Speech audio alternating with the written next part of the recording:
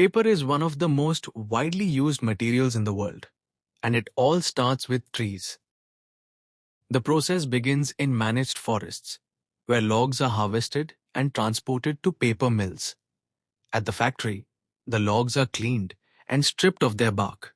They are then cut into small wood chips, preparing them for processing. These wood chips are sent into large vessels called digesters. Inside, heat and chemicals break the wood down into tiny fibers, creating a soft material known as pulp. This step is essential, as it separates the natural fibers needed to form paper. The pulp is then washed thoroughly to remove impurities such as dirt, resin, and leftover chemicals. For certain types of paper, the pulp is also bleached to achieve a brighter, whiter appearance. Next, the clean pulp is mixed with water and spread onto a fast-moving mesh screen.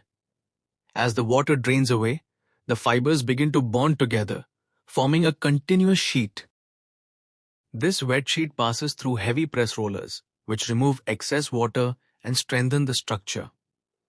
After pressing, the paper moves through heated drying rollers that eliminate remaining moisture.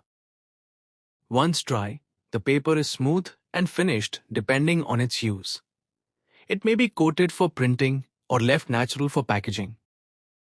Finally, the paper is wound into large rolls or cut into sheets, inspected for quality, and prepared for shipment. From raw wood to a smooth, versatile material,